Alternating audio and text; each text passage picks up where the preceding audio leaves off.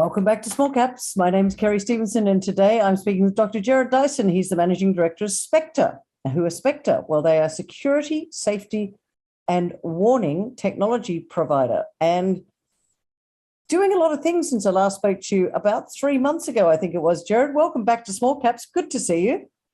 Nice to see you as well, Kerry, and always a pleasure having a conversation. Oh, thank you, sir. I appreciate that. And I forgot to say the ASX code, ladies and gentlemen, is SP3, SP number 3. It's the ASX code. Now, Gerard, last time we spoke about Spectur itself. Just before I get into what the latest deal is, who are Spectur, just for those that may have missed that conversation? Thanks, Kerry. Well, Spectur, we provide solutions to customers in security, safety, warning, and some other things as well, which we're adding on around communications and sensing. And we are a company that includes a technology hardware platform that's integrated with a software system as well, both a cloud-based firmware and an app-based software system. And together, we're able to solve problems that are typically outdoors because they're all solar powered, using our unique sensing, thinking, and acting platforms. I love it. Sensing, thinking, and acting, something that we all should do a little bit more of. Yes. Now, the reason I wanted to chat to you today is you have just done a deal with Optus, which is interesting. And I'd like to hear, or I'd like you to share with all of us what that means to the company, what the deal is, what the terms are, and how that impacts on Spectur itself. Yeah, no, that's great. We're very pleased about it, and it's taken a little while. It's an overnight success that took us about 18 months to get to.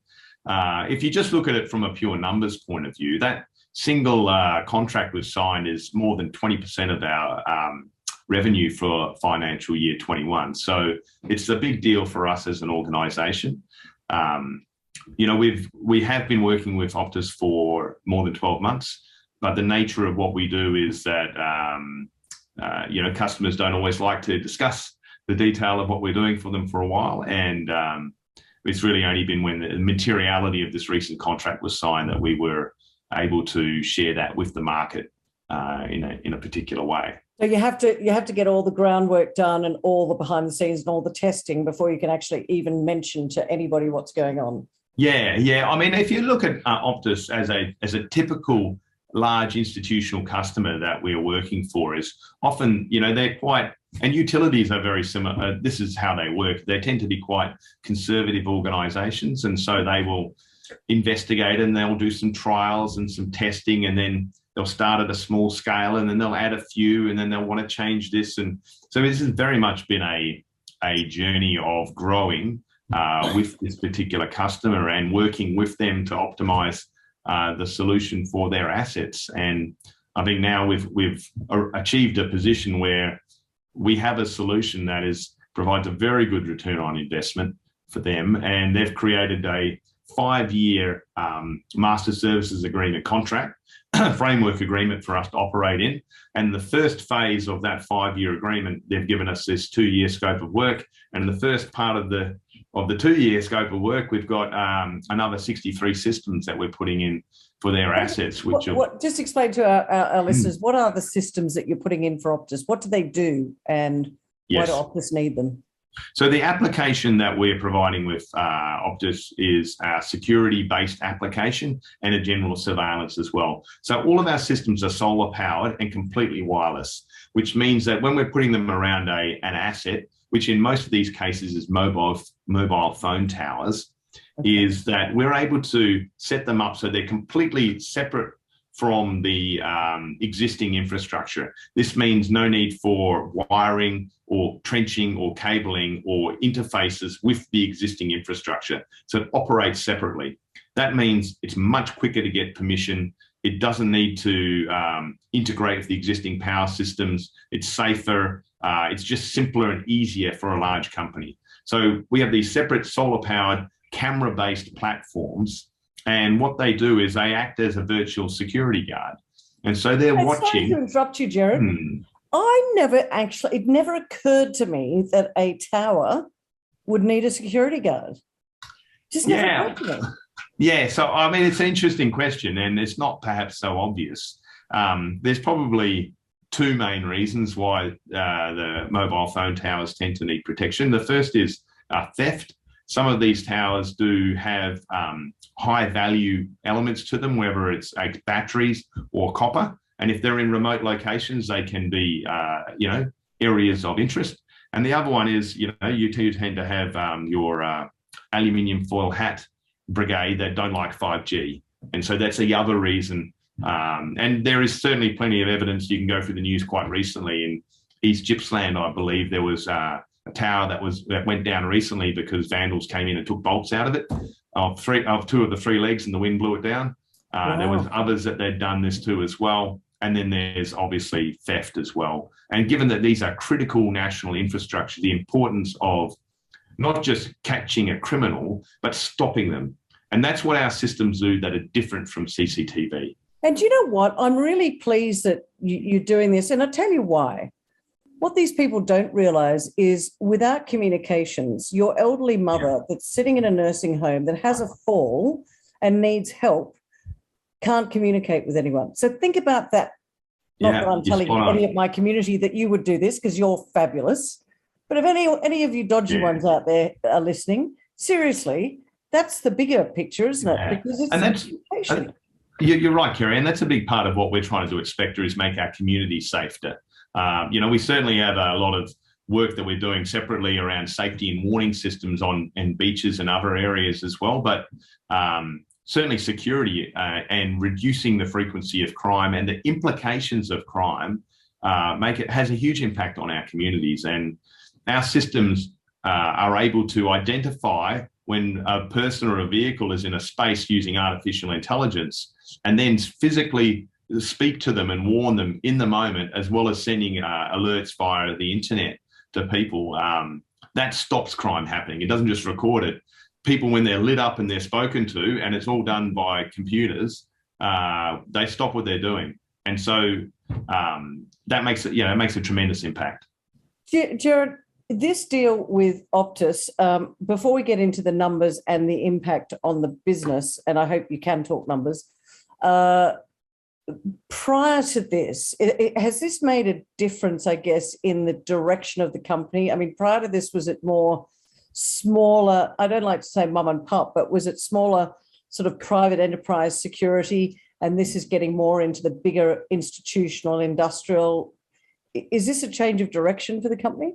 Well, I think this is an overnight change of direction that we've been at for 2 years. Right. If you look at where Spectur came from, it was very much around solar-powered security for the building and construction space. And we still service that market, and I believe that we do have the premier offering in that space, really from a point of view of AI and reduction in false alarms and performance and the number of systems. There's no one that touches us. But not every problem requires a very complicated answer or a very sophisticated solution to it. So we do see other people in that space. So what we've done is we've increasingly focused a lot more of our technology development and our sales effort outbound on the customers that we want to have in the future. And they are institutional type customers that value the premium offering and the service that we provide and the optimized solutions and the performance that we have. And so we've unashamedly been targeting utilities. I've spoken about it for a number of years, government and pseudo-government type organisations and other similar sorts of institutions. And that's, Optus is a great example of it, but you see that also in some of the government departments that we're in, both local government and state. Surf Life Saving has been another example of an institutional type organisation. What are you doing for Surf Life Saving? So Surf Life Saving New South Wales and Surf Life Saving WA, both great customers for us. We provide safety and warning platforms. These are used for warning people of sharks. They're used for shutting beaches. We have digital signboards. Hang on a second. How do you warn people about sharks? What, have you got a camera, got a drone, or what's the... Oh, they're not shark detectors. We have other people do that. So, for example, tag sharks. If they go near a sensor, they're connected to the internet. We can take that information and then we can use that to set off a warning. Or if people can see a shark, when the smart drumline trials were on, we were connected to those too. But there's lots of different ways you can get that information. And then from our platforms, We have, loudspeakers that tell people to get out of the water, and you can hear them hundreds of meters offshore.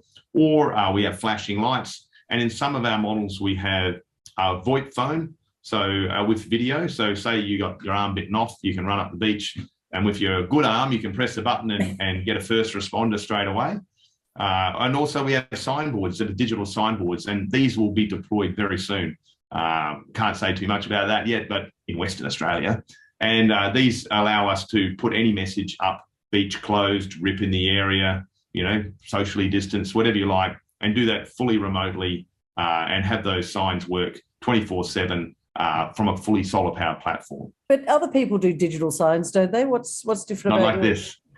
So the difference is if you've got a trailer on the side of the road trying to say people roadwork ahead, those signs don't have to operate 24 hours because they've either got huge battery banks that they top up, or they flash them off and on, or they just use them for a short period of time.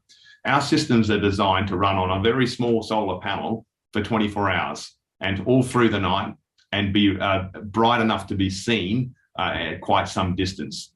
The other difference is that our systems are fully programmable remotely, whereas most of the ones you see by the side of the road, you've got to go out there with your thumb drive and change your card over. Oh, is that right? So we've made it fully integrated. So these signboards from one app, one web application, you've got your camera of the beach, you've got your VoIP phone, you've got your signboard, it's all in one space. And they're all on the same platform, all off the same solar panel. It's that frugal power and data that we do that no one else does. Okay, so that was going to be my next question. As an investor, have you got IP around this? Is this protected technology that no one else can replicate?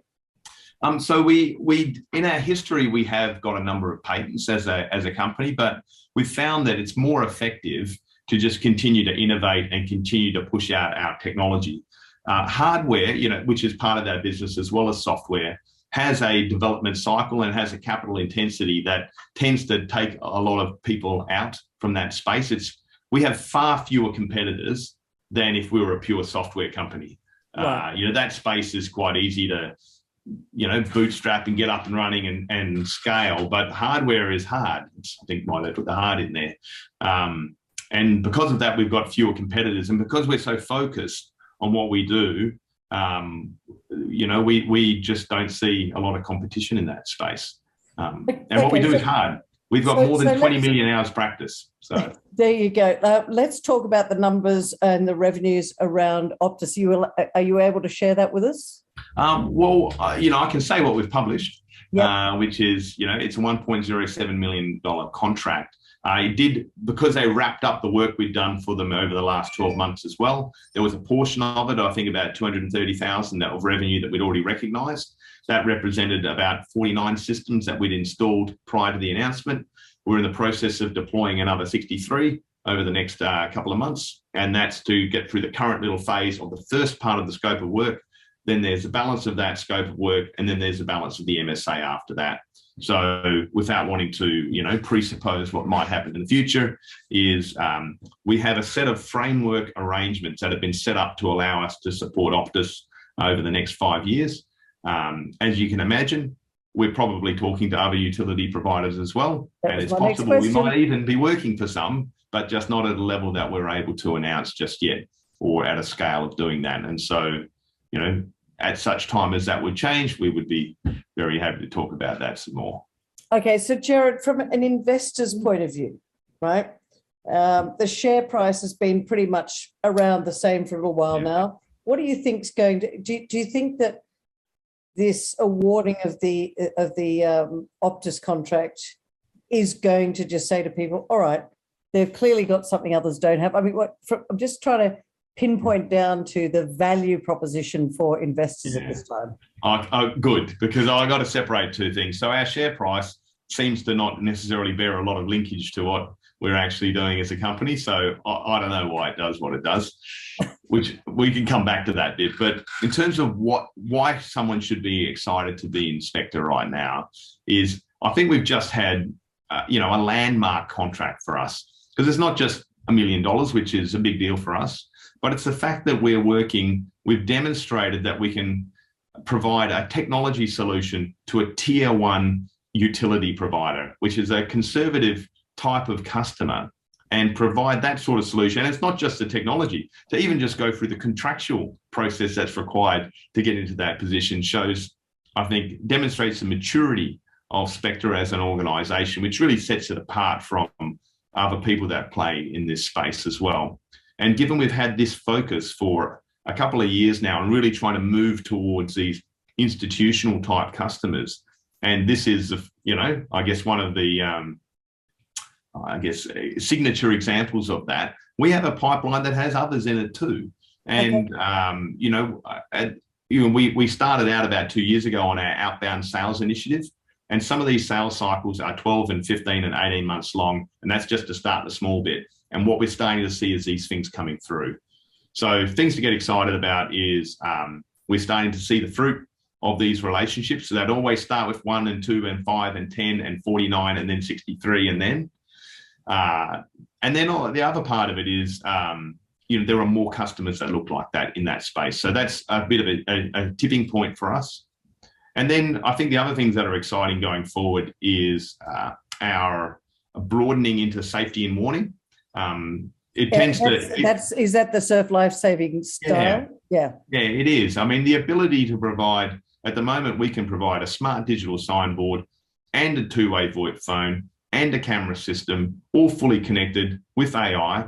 We're also able to count people on the beaches now using a third-party AI provider. So we can see how many people are using it. Yeah, I was going to ask you a couple of things there. With the voice warning system on a beach, do you also have the camera watching that nobody steals the VoIP phone and the... So we can do all of those things. That's what we're trying to move towards with Kerry, is being a platform. And we're a solution company now, but as they do more and more things, then it starts to be a platform that solves up the problems. I mean, right now we can tell from these platforms, are people social distancing, for example, using AI?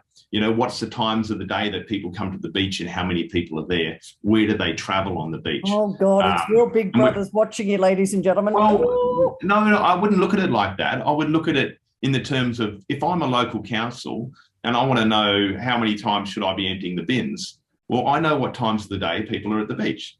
And yep. If I need to bring lifeguards down, well, why have I got the lifeguard from 9 till 4 when the surfers are all here from 6 till 5? Or, so there's ways that really add value and improve the community. And it's not a person. That's the thing, is you've got no one looking at this data. Now, you can look at this as good or bad, but it's all being done with artificial intelligence, both edge and cloud-based AI. And what comes out the end is this little histogram that shows the times when people come to and from the beach.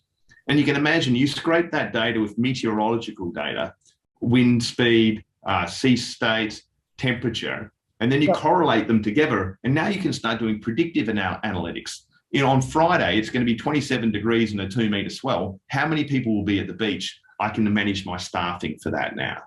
And so this is where these platforms become very powerful. And we're even looking at putting smart boxes in. So again, you're on the beach, if you use the beach example, let's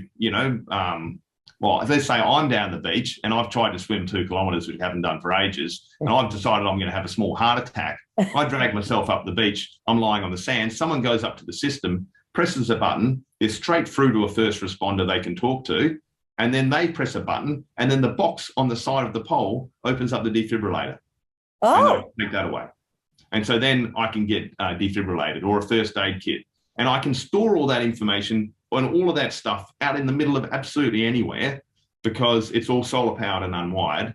But it's not just a box that people can steal tomorrow. It's all locked, and it can only be controlled through the internet, and which will only be done when someone's having a conversation. So that's what we can do. When we talk about sensing, thinking, and acting is really powerful too, and all off one solar platform.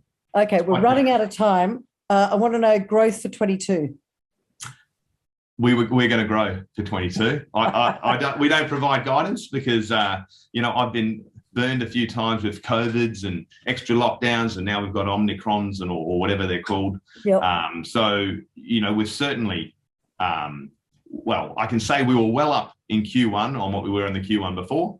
And I probably can't say any more than that because I haven't more formally done that. So I think people can absolutely expect continued growth from Spectur. We have a unique position. We've got a unique platform that provides a lot of value in making our community safer.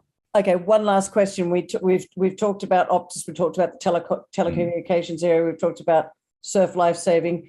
Are there other sectors that you're looking at for expansion in 22? So we've tried to be kind of tight in our sectors, and I don't see us changing that a lot. I think geographically, about this time last year, we announced the formation of a new joint venture in New Zealand. Yep. And whilst I don't want to say too much about it now, when the year's nearly up, I think probably early next year, we'll give people an update on the success that we've had in getting Spectur New Zealand running with our joint venture partner. I think that as our technology platform matures, and certainly with the Star 7, which is coming in the next year, is we'll have a platform that is it's simpler, easier to set up and the like. It could more easily go through other resellers that might or might not be in our main centres that we're in right now. So whether it's regional Australia or other locations, or even potentially other overseas locations, our ability to push our product through other channels that we don't own, that don't require the same capital intensity as what we're doing right now, I think that really offers a pretty exciting opportunity for growth there from that point of view as well. 3 reasons why investors should be sitting up and taking a good look at Spectur right now. Only 3. Okay. No one does what we do. So we're either geniuses or we're fools. I think that we've got something special. We solve a very high value set of problems. We're very focused on making a difference to our communities in ways that are of value. 3rd reason, you should have asked me this one before. I think they're 2 very good reasons right now. 3rd reason, I think we're horribly undervalued. The shareholder would say that too. And we've got a growth in front of us. I mean, this is a very exciting time for us right now. Look, we're a solar-powered tech, doing AI and the Internet of Things, making solutions to high-value problems. And we don't have a lot of competition in the space that we want to be in. It's, lots of barriers to entry, lots of opportunity, lots of market potential. I'm in Spectur. I've put all the money in Spectur that I have in is I've bought shares on market itself. I believe in this company. And, I encourage others to do the same too. Well, there you go, ladies and gentlemen. I've often said people and projects and growth, and you heard it from the boss man himself. He's bought on market. So he has an investment in the company, and he wants to see growth and value back to shareholders, which at the end of the day is what it's all about. I wish you all the best. Safety, security and warning systems across Australia and potentially the rest of the world going forward. Gerard Dyson, thanks for joining me on Small Caps today. Thank you, Kerry. Have a great day.